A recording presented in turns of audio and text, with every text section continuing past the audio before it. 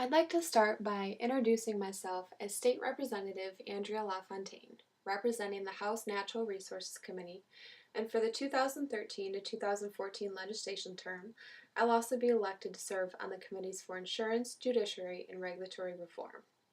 My districts include portions of Macomb and St. Clair counties, including several different cities and townships in the state of Michigan. To give a brief introduction about my educational background, I received my bachelor's degree in political science, legal studies, and leadership studies from Central Michigan University. And in the fall of 2011, I received my master's degree in public administration. I enjoy spending time in Michigan's great outdoors, and I also do volunteer work with many different groups, including Habitat for Humanity, to help clean up our local waterways and parks.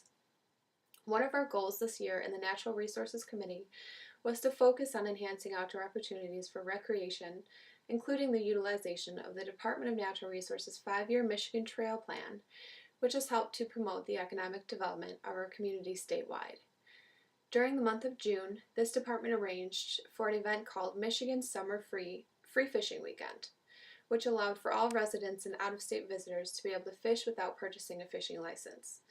This is one of my favorite activities, and it was a great opportunity to be reminded of the wonderful natural resources Pure Michigan has to offer. Because of my love for fishing, what I would like to address today is a House Bill number 4993. As of September 18, 2013, the members of the House of Natural Resources was introduced to a proposal in support of the Michigan Steelhead and Salmon Fishermen's Association, which is the largest sport fishing association in the Great Lakes Basin. This proposal would create the Michigan Wildlife Management Public Education Fund and the Michigan Wildlife Council by adding an extra $1 charge on hunting and fishing licenses.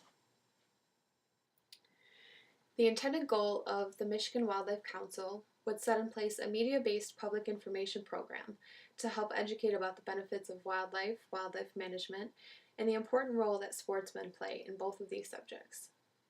To state some facts, there are currently 1.7 million fishers and 530,000 hunters in the state of Michigan who spend about $4.8 billion on related retail sales. They support more than 72,000 jobs and pay approximately $576 million in state and local taxes. The Wildlife Restoration Fund uses the taxes paid by hunters and fishermen to provide conservation and education, habitat and sport fish restoration, wildlife research, and much more. It takes money to conserve and restore habitat and wildlife, and sportsmen are essentially the biggest source of contributors. I would also like to add that according to a survey, approximately 79% of Americans are supporters of these activities. The main concern of the Fishermen's Association in getting this proposal is in conflict with organizations such as the Humane Society because of their efforts to protect wildlife and animals. These organizations undermine Michigan's outdoor heritage, as well as the DNR's role in wildlife management, by getting laws passed to take away the rights of hunters and fishermen. By supporting this bill, we are only encouraging the general public to understand the important benefits and facts about hunting and fishing. These are healthy, American activities with deep heritage, and offers opportunities for people to connect with the spirit of nature, not to mention the economic ripple effect that generates from the amount of money invested in these sports. In the state of Michigan, we are surrounded by so many great resources to provide natural means of food and organic nutrition, while still keeping in mind the importance of wildlife preservation and the protection of animals. If this bill is passed, it will only help to provide more awareness and education for those who do not support the hunting and fishing traditions.